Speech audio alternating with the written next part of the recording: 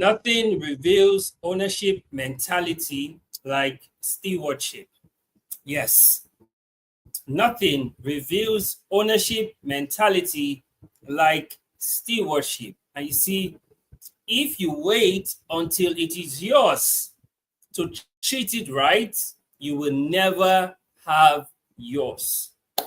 Great evening, guys. Thank you so very much for joining us again on another exciting Upgrade Live with Mr. Upgrade. Yes, I am Mr. Upgrade, and I am super excited to be here again for another interesting live transforming Upgrade Live with Mr. Upgrade. You know, on the Upgrade Live with Mr. Upgrade, we do this every Sundays from 7 p.m. to 8 p.m. and we basically get to do four things. Yes. Number one, we get to take your questions. So if you have any questions whatsoever, feel free to send in your questions. We will gladly take them. Number two, we get to share with you the Upgrade Mastery Tip for the week. And for this week, the Upgrade Mastery Tip for this week is stewardship. Yes. And like I said, nothing reveals ownership mentality like stewardship.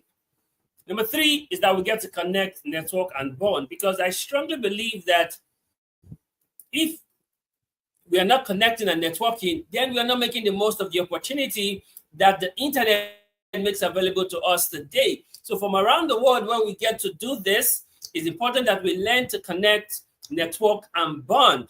And number four is that we get to have fun. Yes, I always say this, that if learning is not fun, there is no learning at all. And whatever you learn with full pleasure, you remember in full measure. So we got to have fun while we do the Upgrade Live with Mr. Upgrade. So I'm excited. I don't know about you, but I know you should be excited because there's another amazing time for us to upgrade, right? So if you're excited, put your best emoji in the comment section so I know that you're excited. Mine is fire. So put some fire in the comment section so I know that you're excited for this conversation and you're ready for us to hit the road running. Now, on the Upgrade Live with Mr. Upgrade, we also begin with our basic 5 questions. Now, these basic 5 questions help us to lay the foundation, help us to set the tone for the conversation, and it helps us to just get ready for what it is that we're going to talk about today. Right? So while we wait for you to send in your questions, if you have any, we will begin with our basic 5 questions that will set the tone for the conversation. Right? This 5 questions just lay the foundation upon which every other thing we will discuss is going to be built upon. So let's begin. Question number 1. What is stewardship? When you hear the word stewardship, what comes to your mind? What exactly is stewardship? I'll tell you. You see, stewardship, it is taking responsibility and accountability of the vision and the business of another like you handle yours. That is stewardship. Stewardship is taking responsibility and accountability for the vision and the business of another as though it was yours. That is stewardship. It's about handling things for others the way you would handle things for yourself. That is what stewardship is about. Making the most of what has been offered to you as though it was yours, even if it isn't yours. That, my friend, is stewardship. So it is taking responsibility and accountability of the vision and the business of another like you will handle yours. And as scripture says, that if you are not faithful in the business of another, who will commit yours into your hands? So it's all about stewardship. And you are a steward. You are a steward. So you must understand what stewardship is all about, right? Now, question number 2. Who is responsible for stewardship? Now, we know what stewardship is. Who then is responsible for stewardship? The answer is simple. You are. You are responsible for stewardship. Knowing that the good book says that it's required in stewardship that a man be found faithful. So you are responsible for stewardship. Question number 3. Why stewardship? Why do we have to talk about stewardship? Why stewardship? Why is stewardship something we need to even consider or pay attention to? Why stewardship? I'll tell you 3 reasons why stewardship. Number 1, accountability. See, one of the things about stewardship is that you are going to give account of what has been committed into your hands. It's about accountability. So you see, in the parable of the talents in Matthew 25, the master gave his servants talents according to their ability and went on a far journey. And then when he returned from the far journey, each servant came to give account of their stewardship. So why stewardship? The first is accountability. Everyone would give account of their stewardship. Second reason why stewardship is responsibility. You are going to take responsibility for what has been committed into your care.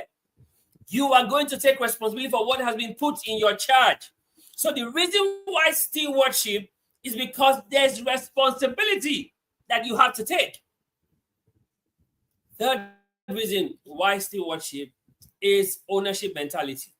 And like I told you, when it comes to stewardship, whatever you are stewarding, many times is not necessarily yours. But because it has been given to you, you have to steward it. And in stewarding it, you need ownership mentality. You have to treat it like it's yours. So the servants who were given 5 talents, the servants who were given 2 talents, they took ownership mentality of the talents and they put it to work. And they got 5 more and they got 2 more. So you see, the reason why stewardship is because there need to be ownership mentality. So these are 3 simple reasons why stewardship. Number 1, accountability. Number 2, responsibility. And number 3, ownership mentality. These are the 3 reasons why stewardship. Are you getting this? Is this making sense, right? Okay, question number 4. What are the benefits of stewardship? What do you stand to benefit when you are a good steward? What are the benefits of stewardship? I'm going to tell you 3 benefits of stewardship. 3 interesting benefits of stewardship that you should pay attention to. Number 1 is it kills greed. You know, I did a full session on beware of greed last Friday, and I encourage you to go watch that session on beware of greed, because there's so many things that people are becoming greedy about. And like I often say, that there's enough to meet the world's need, but there's not enough to meet the world's greed.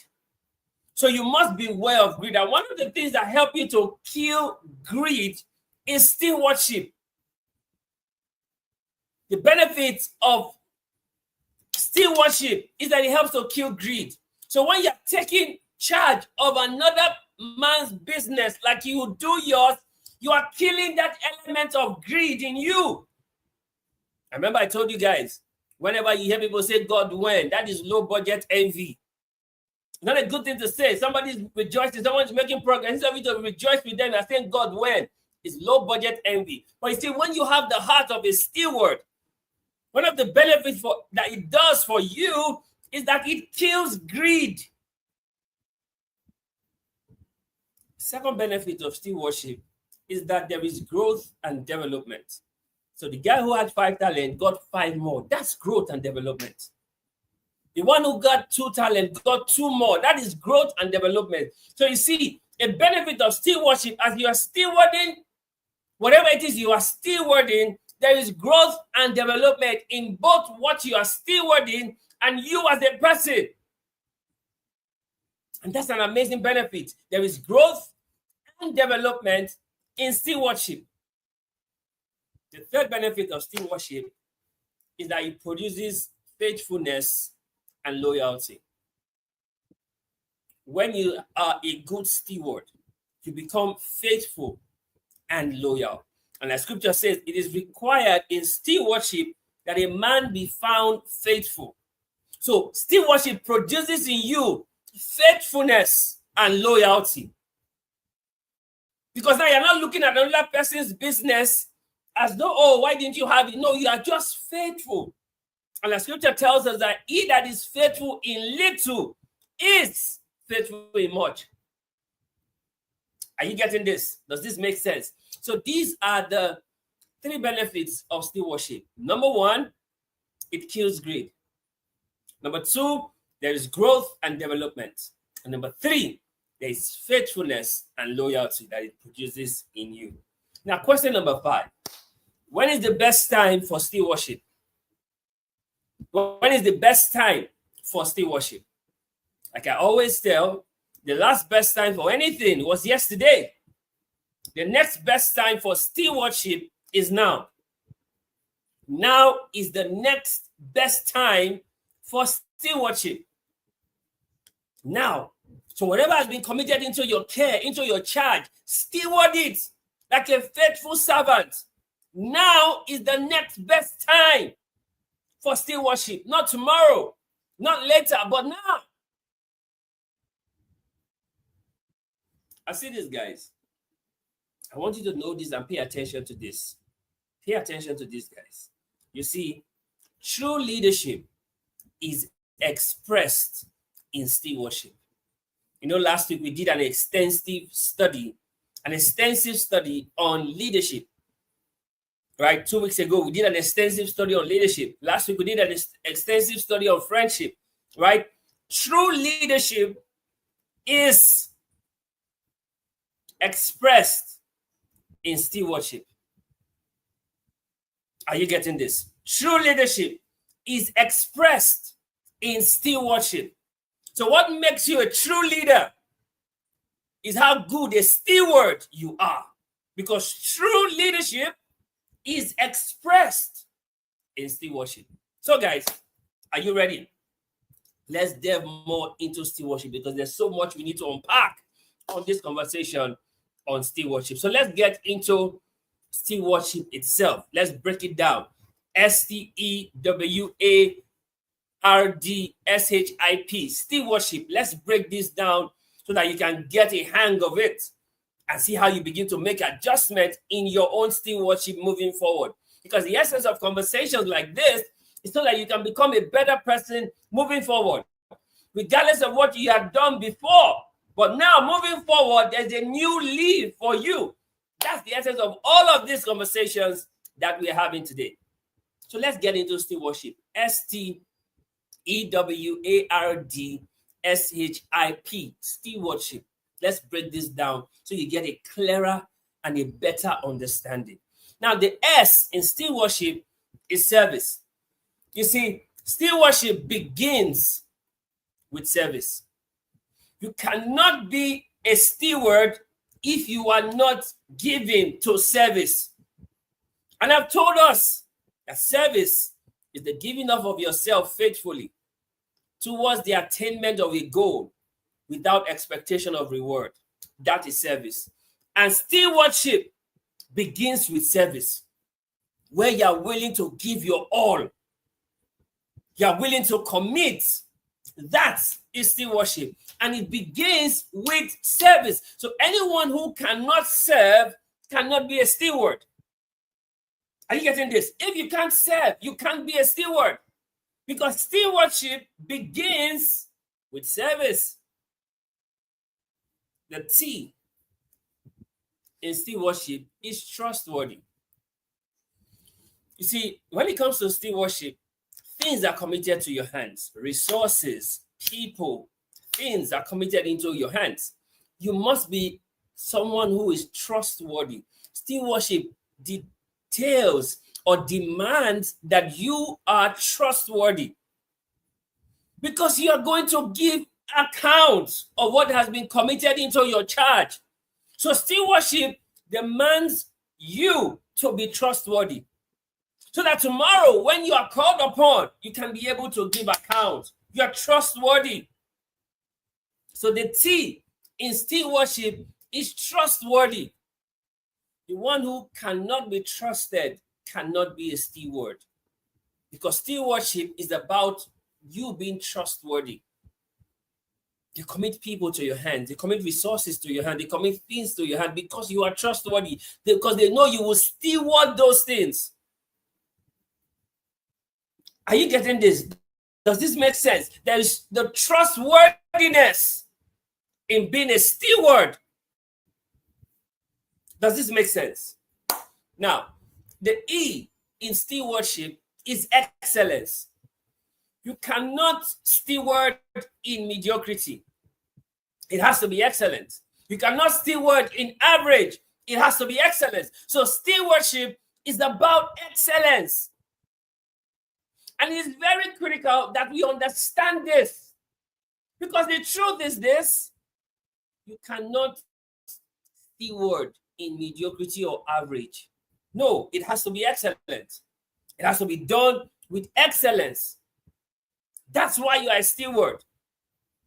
You do what you do with excellence. And you could see the excellence in the parable of the talent. The one that was given 5 got 5 more. He doubled what he had. Excellence. The one given 2 did the same thing. He doubled what he had. Excellence. See this, guys. When it comes to stewardship, there is the place of excellence. You can't be a mediocre. You can't be average. You can't do, let's see how it goes. No, you have to be excellent. It is part of the requirement in stewardship. Excellence. See this, guys. It's important that you get this. In stewardship, there's excellence. And you see, the W in stewardship is work. See, there's no hard and fast about this. As a steward, you do the work. Are you getting this? You do the work. You can't be lazy. You see, the servant given 1 in the parable of the talent, he was a lazy servant. He did no work. He went to bury the talent. He didn't do any work. He just buried the talent. He dug the floor, put it under and covered it. He didn't do any work. But the one given 5, the one given 2, they went to work. When it comes to stewardship, there is the work that you do. Are you getting this? This is not by chance or happenstance or by mistake. There is the work that you do. You are involved in the work. Stewardship is work. Are you getting this? Does this make sense? Stewardship is work. So the W in stewardship is work. There's work to be done. You can't be lazy. You can't be a mediocre. There is work to be done. You roll up your sleeves and get your hands dirty to do the work. It is part of stewardship to do the work. You have to be present to do the work. You don't delegate stewardship. You do the work of stewardship. I'll say that again. You don't delegate stewardship. You do the work of stewardship because there's work to be done. The A in stewardship is accountability. In stewardship, you are held accountable. That's why when the master returned, he asked account of what they had done. He called all the servants to ask of account of what they've done. And the first servant came and said, Master, you gave me 5 talents. I've gone to work. I've gotten 5 more talents. Now, yeah, the 10. He was accountable. The one given 2 came the same way and gave account. You gave me 2 talents. I put it to work. I got 2 more. He brought the 4. There's accountability in stewardship. And the truth is this, a lot of people avoid accountability at all costs because they don't want to be held accountable. They seem to forget that stewardship is about accountability. The crux of the matter of stewardship are 2 things: responsibility and accountability. Which leads us to R. The R in stewardship is responsibility. It is on you to get the work done. You have to take responsibility for stewardship. You cannot delegate it. You cannot abdicate it. You have to do the work. It's your responsibility. Being a steward talks about you taking responsibility for what needs to be done. That's why you're a steward. You're taking responsibility. You are not leaving things to chance. You are taking responsibility. That's why you're a steward. Stewardship, guys, is about responsibility. So the arrow in stewardship is responsibility. And you see, the D in stewardship is diligence. The scripture tells us in Proverbs 22:29, it says, "See thou a man who is diligent in his deeds, he will stand before kings and not me men." I see what the master told the two servants who did well. He told them, "Well done, thou good and faithful servant, come into my rest." In stewardship, there must be diligence. There must be diligence. You must do it and do it well. Scripture says, whatever your hand finds to do, do it well. Do it well. There's diligence in stewardship. You don't do it anyhow. You don't do it like someone who's suffering from a Gabagebe spirit. No. There's diligence. There's diligence in stewardship. Whatever your hand finds to do it well. Diligence. Right? The second S in stewardship is sacrifice. As a steward, you're going to make sacrifices. You must be willing to make sacrifices. That's stewardship. David, being a good steward, was willing to sacrifice his life to save his sheep from the lion and the bear. That's stewardship. You must be willing to make sacrifices. It's part of stewardship. You make sacrifices.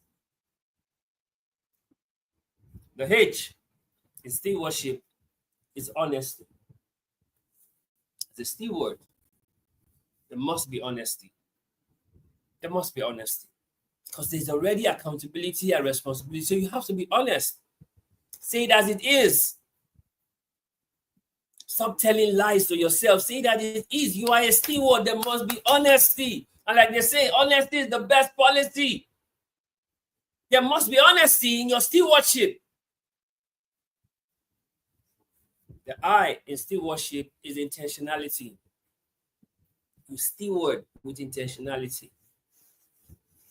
You do stewardship with intentionality. This is very critical. This is very vital. You do stewardship with intentionality. This is what has been committed to your hand. This is what you are going to do with it. This is what is going to become over time. There is intentionality when it comes to stewardship. Nothing left to chance. Nothing done by mistake. Intentionality in stewardship.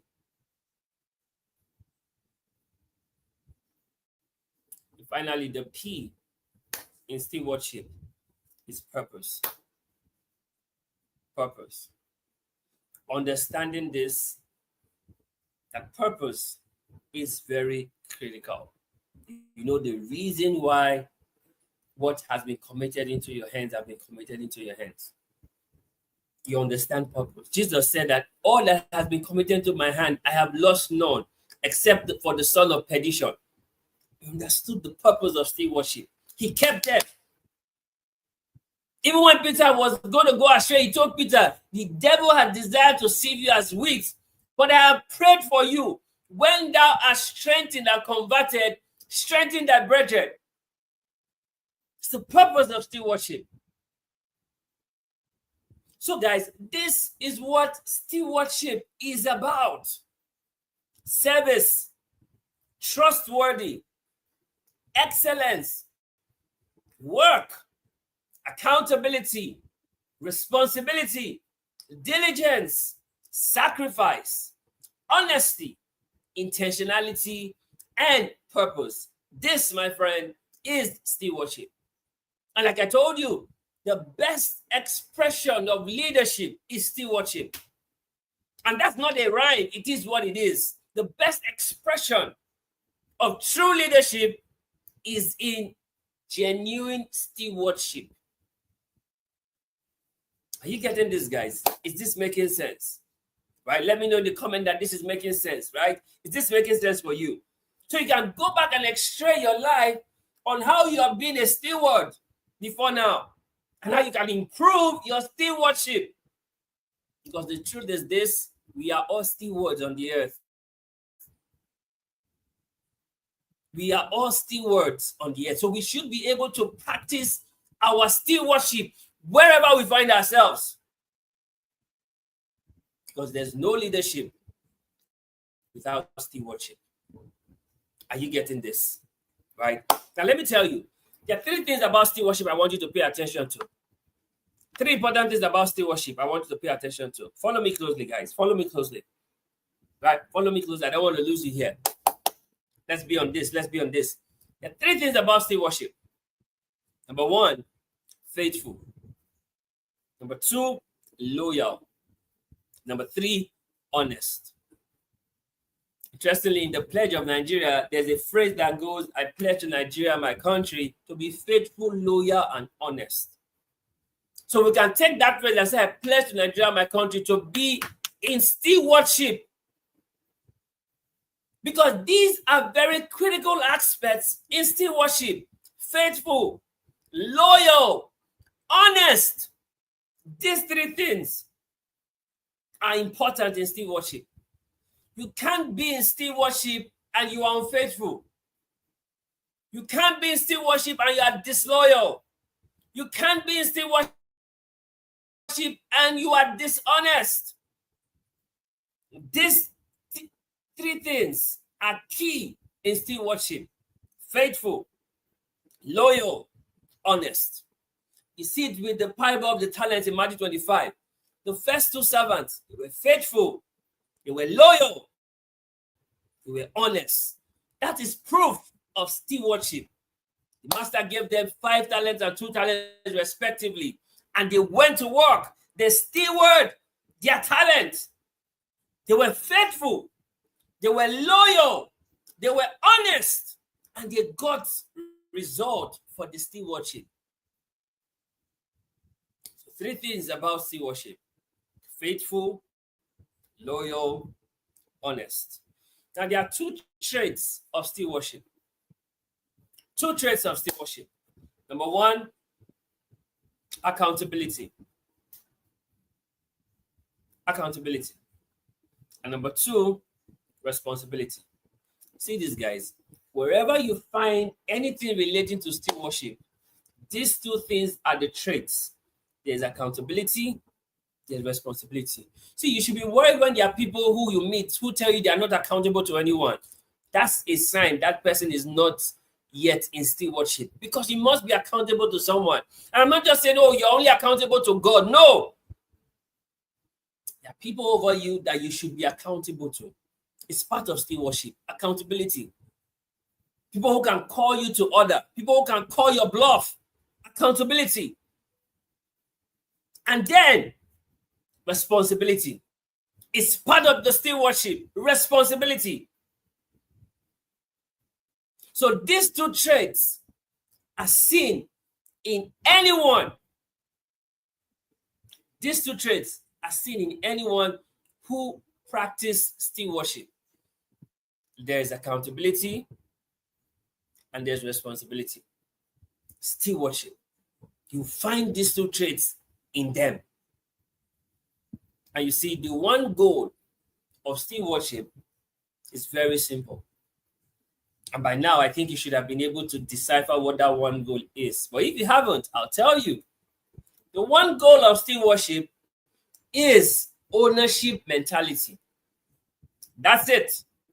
What truly is the goal in stewardship is to have an ownership mentality where you treat what has been committed into your hands as yours. It may not be yours, but you treat it as yours. That is ownership mentality. The parable of the talent, the servant giving 5 talents and 2 talents, the talent wasn't theirs. It was for their master. But they took ownership mentality of it. They went to work. They stewarded the talent committed to them. See this, guys. Very important, very critical. The one goal of stewardship is ownership mentality. So you cannot say you are a steward if you lack ownership mentality. And I told you earlier when we began, I I said, if you are not faithful in the business of another, who will commit yours into your hands? It's in scripture. It's in scripture. And if you wait for you to have yours, for you to do what is right, you will never have yours.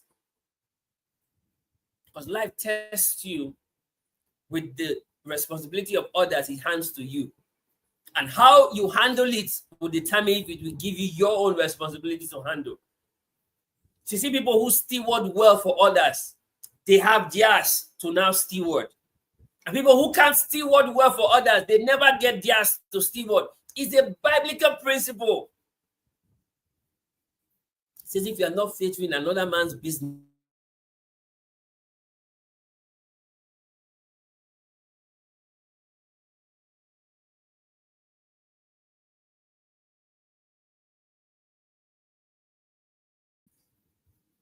are we still together? If you are not faithful in another man's business, who will commit yours into your hands? Stewardship, guys. Stewardship. See this. I told you, and I'll say it again. If you are not faithful in another man's business, who will commit yours into your hands? No one. Why? Because if you are faithful in little, you will be faithful in much. And if you are unfaithful in little, you will be unfaithful in much. And it's scriptural. Scripture says, he that is faithful in little is faithful in much.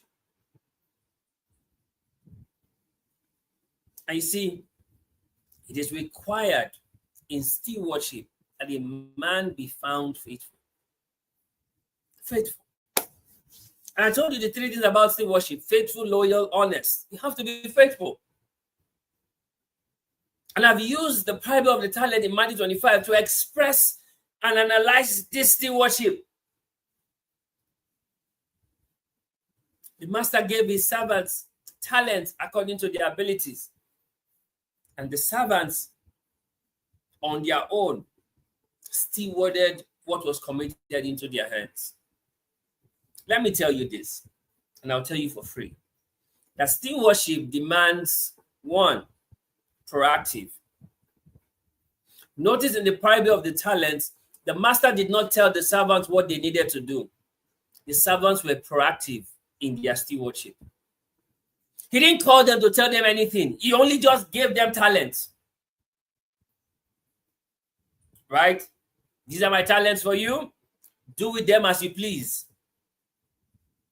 But you see, stewardship demands proactive. So the servants, the first two, among the three servants, the first two were proactive. They were good stewards. They didn't wait to be told what to do. They knew what they ought to do. Proactive. Number two, stewardship demands active work. So they went to work. They didn't just stop at thinking or analyzing or strategizing. They actually went to work. So the second demand of stewardship is that you work, you do the work. And I told you earlier, you cannot delegate stewardship. You cannot abdicate stewardship. You have to do the work of stewardship. Stewardship demands active work. And I say this all the time, it takes a lot of active work to earn passive income. I'll say that again, just in case you missed it. It takes a lot of active work to earn passive income. Stewardship demands work. The third thing stewardship demands results. There must be results of your stewardship. There must be results. No excuses. Stewardship doesn't look at the effort, it looks at the results. So the one who got 5 talents brought 5 more. Results. The one who got 2 talents brought 2 more. Result. Stewardship demands results. What are you doing? What's the result of the work?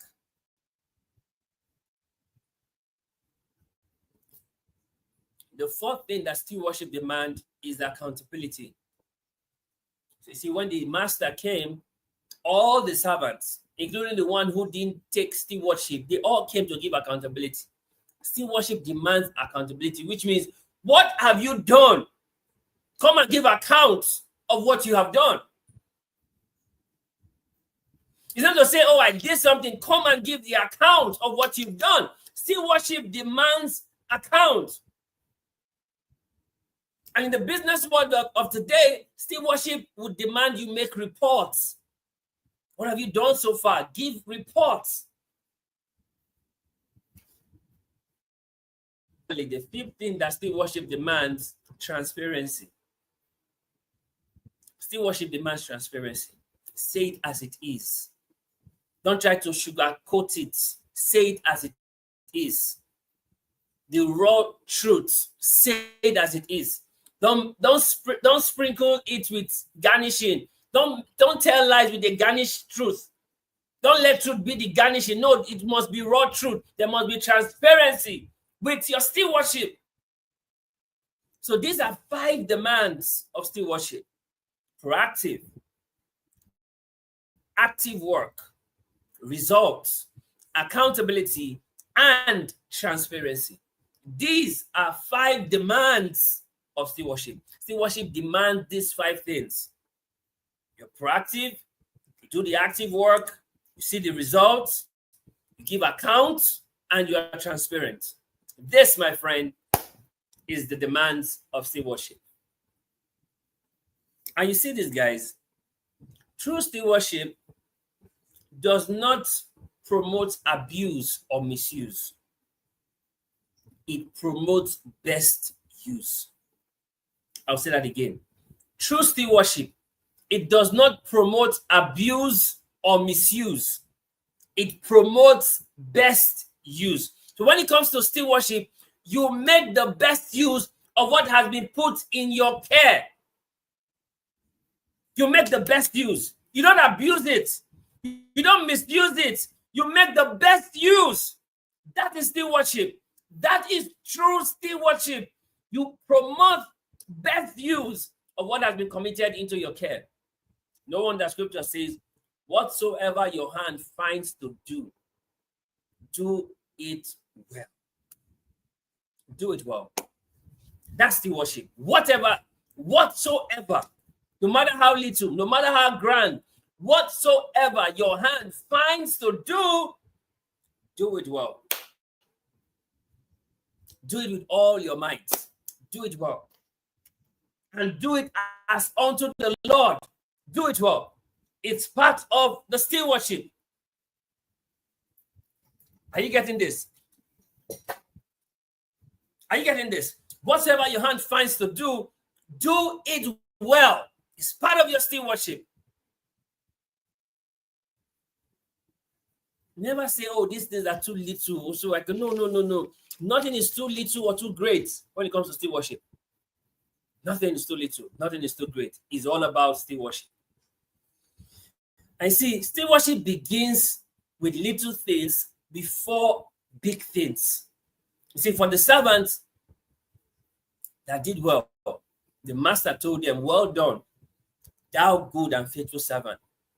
Come into my rest. And he committed more into their charge. He says, you have been faithful over this little.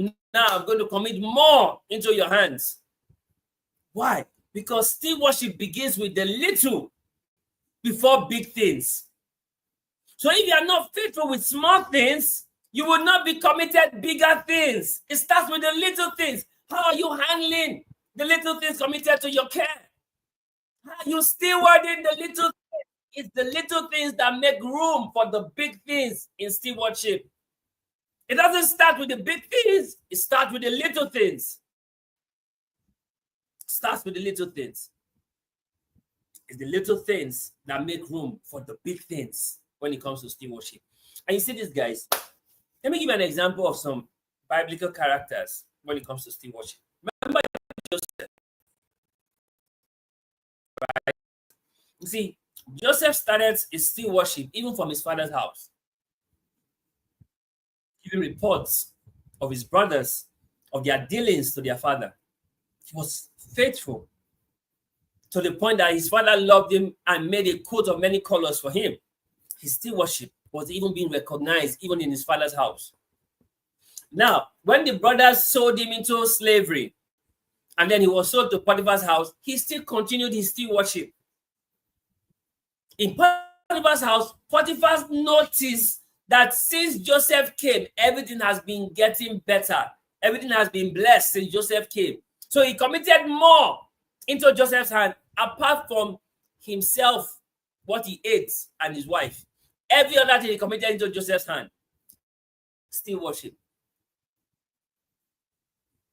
That's why you see Joseph could tell the wife that everything in this house has been committed to my child, apart from you and your husband. So why will I now do this great sin and wickedness before God? Potiphar had already handed everything to Joseph's charge because of Joseph's stewardship. He had been faithful in little, more were committed into his hands. Now Potiphar's wife lied against Joseph, and then Joseph was thrown into prison. Yet in prison, Joseph still continued stewardship. It was not long enough. The jailer committed everything in the prison to Joseph's hand. Stewardship. The jailer committed everything to Joseph's hand. Stewardship. Are you getting this? Is this making sense? Are you connecting with this? Stewardship, guys. Stewardship. And you see, when Joseph eventually met Pharaoh, it was stewardship. He was able to tell Pharaoh what needed to be done to preserve the entire Egypt for the 7 years of famine. Stewardship. And guess what? Pharaoh committed the whole of Egypt into Joseph's hand. And he said he's only going to be higher than Joseph apart from the throne. Are you getting this? So you see, stewardship starts little, but then it progresses into big things. The little Joseph, who was being a good steward in his father's house, was now a steward in the nation of Egypt. Stewardship. Are you getting this? Is this making sense? Are you understanding what we're talking about? Look at another example. David. Is stewardship. He started out taking care of his father's flock. While he was taking care of his father's flock, that was when he encountered the bear and the lion, and he killed both. Stewardship. Right? Stewardship. Taking care of his father's flocks, leading them to green pastures, leading them through still waters. Stewardship. David was a good steward of the flocks. Then, when he went to the cave of Abdullah, when Saul was chasing him, and he went to the cave of Abdullah, and then the men who came to be with him in debt, in distress, and discontented, yet David still showed stewardship. Those same men, over time, became David's mighty men. And I say this all the time. You know, when David picked 5 smooth stones when he was going to kill Goliath, because Goliath had 4 other brothers. So he had 5 smooth stones for all of them. None would have been missing. But then guess what? David only killed Goliath. It was his mighty men. These same men who came to him in debt, in distress, and discontented, these same men became his mighty men, and they were the ones who killed Goliath's brothers. Stewardship. He groomed men. He groomed men. Stewardship. And then eventually, he led the nation of Israel. Stewardship.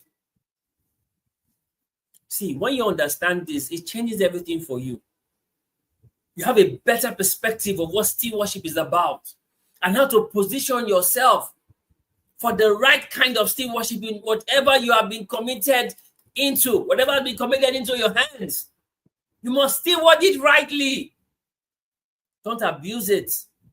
Don't misuse it. Steward it to make the best use of it. That's stewardship. I see, stewardship is about making things and people better than you met them. See, when it comes to stewardship, the people, the things, the places, you make them better than you met them. So it is an aberration. It is out of place that people leave you worse off than they met you.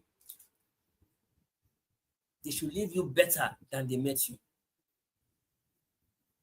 Look at what happened to the men who came to be with David in the cave of Adullam. 1 Samuel 22.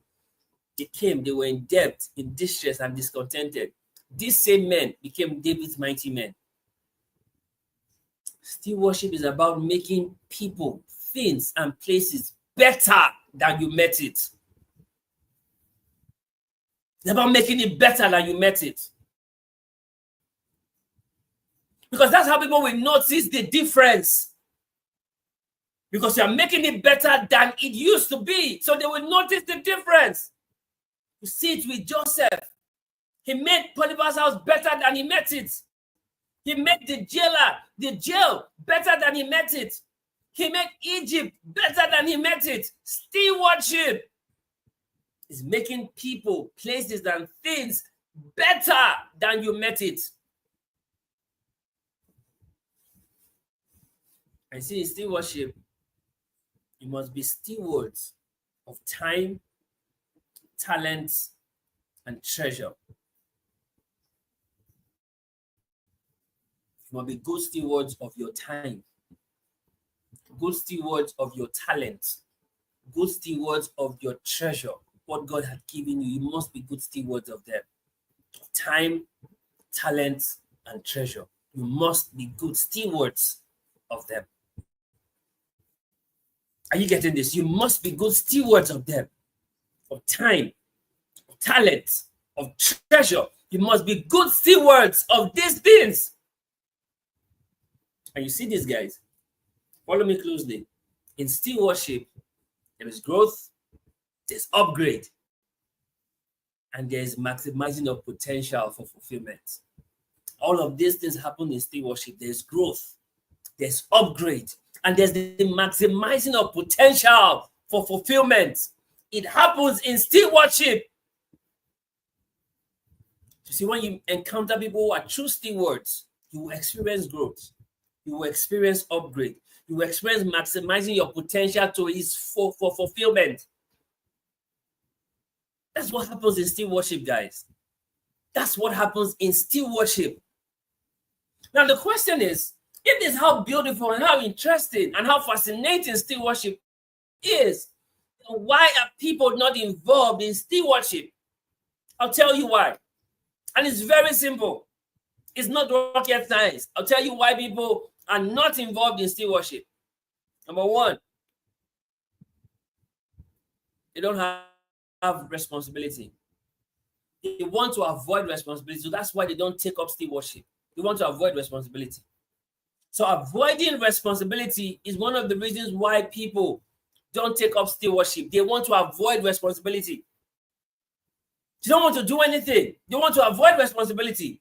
That's why they are not involved in stewardship, avoiding responsibility. Number two, avoiding accountability. They don't want to be accountable for anything. They don't want to be accountable to anyone. So avoiding accountability is why they are not involved in stewardship. They want to avoid accountability. And the third reason why people avoid stewardship is because they want to avoid consequences. They forget that in life, action have consequences. They want to avoid consequences. So because of that, they don't want to be involved in stewardship. They want to avoid because they don't want to be involved. You see, whether you like it or not, you can't avoid stewardship because you being on this earth, you are already a steward. Because the earth is not yours, but you must steward the earth while you are here. Are you getting it? The earth is the Lord's and the fullness thereof, the world and they that dwell therein. So you have to be a steward while you're on the earth. So you cannot avoid stewardship. Even if you try, you just cannot. Because in one way or another, you are a steward while you're on the earth. And see, stewardship has to become a lifestyle of some. And by some, I mean SOME. It has to be a lifestyle of service, a lifestyle of ownership mentality, and a lifestyle of excellence. This is what stewardship is about. It has to be a lifestyle of service, ownership mentality, and excellence. This is what makes it some.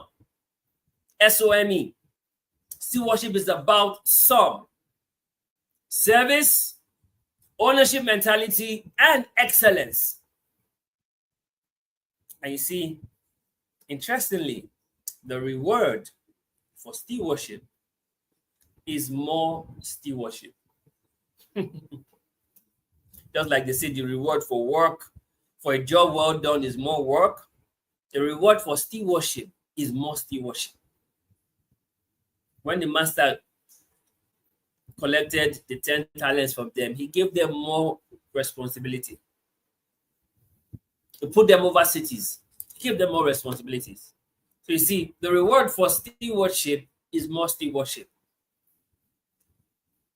The reward for stewardship of Joseph in the prison gave him the opportunity to be steward in Egypt. The reward for stewardship is more stewardship. And you see this, guys, when true stewardship is recognized, more is committed to it. When it is recognized that there's true stewardship here, more is committed to it. That's what happened to Joseph. The moment Potiphar recognized that he was being blessed because of Joseph, he committed everything in his household to Joseph. Pharaoh did the same thing. He committed the whole of Egypt to Joseph. Once true stewardship is recognized, more is committed to it. And you see, stewardship builds you into the person that you are becoming. I told you earlier, stewardship is about growth, upgrade, and maximizing potential for fulfillment. So stewardship builds you into the person that you are becoming.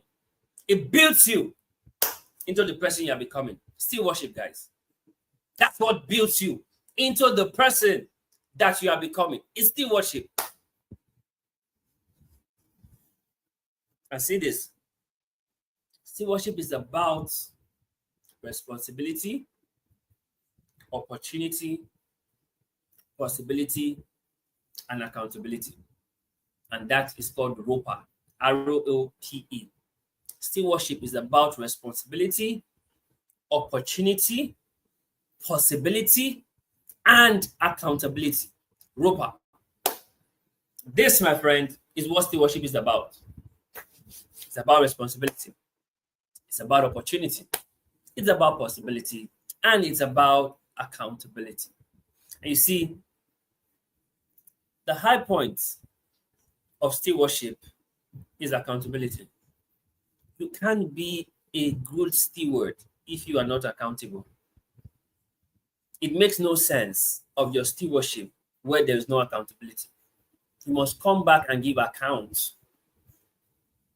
The high point of stewardship is accountability. Jesus said that all that the Father has committed into my hand, I have lost none, save the son of perdition. If Jesus, the Son of God, still gave accountability of all that God gave to him, that tells you that the high point of stewardship is accountability. The scripture tells us that we will all give account for our lives. We will all give account because our lives have been given to us to steward.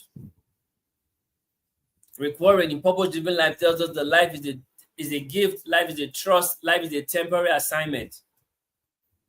You've been giving your life to steward it. So you give account of your stewardship of your life. What did you do with your life? You give account of it. That's why Paul could say, I have fought a good fight. I have finished my course. I have kept the faith. So what awaits me now is the crown of glory. Why? He was giving account of the stewardship. So the high point of stewardship is accountability. You give account. You give account. And you see, when the shepherd leaves the 99 to go after the one, that is stewardship. You know when you're singing that song? So then he leaves the 99, always for the one. That is stewardship. That is stewardship. Because all that has been committed into your hand, you will lose none. It's stewardship. You would lose none. That is stewardship. You have to lose none. That is stewardship. And like I told you when we began, there is no leadership without stewardship. You can't say you are a leader and there is no stewardship. There is no leadership without stewardship. What truly makes you a leader is stewardship. Do you get that? What truly makes you a leader is stewardship. There is no leadership without stewardship. They're like Siamese twins. You go hand in glove. You see leadership, you see stewardship. There is no leadership without stewardship. They must be together. Leadership produces stewardship. There is no leadership without stewardship. Are you getting this? And you see, show me a great steward, and I will show you a great leader. In every great steward, that is a great leader. Because leadership and stewardship, they go hand in glove. So show me a great steward, and I will show you a great leader. Show me a great leader, and I will show you a great steward. They go hand in glove. Like they say in local balance. Nakulabo. Stewardship and leadership. Nakulabo. Are you getting this? So you see, there is no leadership without stewardship. Never forget that. Never forget that. And you see these guys, you don't quit or resign from stewardship. It only ends when you die. You don't get to a point and say, oh, I resigned from stewardship. I quit stewardship. I'm not interested anymore in stewardship. No. You don't quit or resign from stewardship. It only ends when you die. Are you getting this? Stewardship only ends when you die. You don't quit. You don't resign from stewardship. It only ends when you die. And you see this, guys, stewardship is all about fixing problems, making progress, delivering reports, and repeating the process. I'll say that again. Stewardship is about fixing problems, making progress, delivering reports, and repeating the process. That's it. Fix problems, you make progress, you deliver reports, you repeat the process. Stewardship continuum. That's it. Stewardship. Fix problem, you make progress, you deliver reports, you repeat the process. That is the continuum of stewardship. Are you getting this? Does this make sense? So you see, in stewardship, faithful in little is faithful in much. That's it, guys. This is it. This is what stewardship is all about. And I hope that this conversation would help you to improve your stewardship moving forward. Because the truth is this, you are a steward. Whether you like it or not, you are a steward. So you must understand what stewardship demands and get into stewarding the right way. Are you getting this? And that's why we had to have this conversation at this point, so that you can go back, x-ray your life, and do better in your stewardship. Because you are a steward. So, guys, this is where we call it a wrap on this conversation today. And I believe that you've had an amazing time here. And like we always tell you, 3 things will happen for you in this new week. Number 1, increased voice of God. Number 2, open heavens over your life. And number 3, more angelic activities in all that you do. Remember, there's always more on the upgrade side of life. And that's why we encourage you that you leave good behind so that you can upgrade. And what better way for you to upgrade than to improve your stewardship? So we encourage you, please share this with your friends, your family, your loved ones, and even your enemies, because sharing is caring, and everyone needs to truly improve their stewardship. Because as long as you are on this earth, you are a steward, and you must make the most of your stewardship. So, guys, thank you so much for watching. God bless you.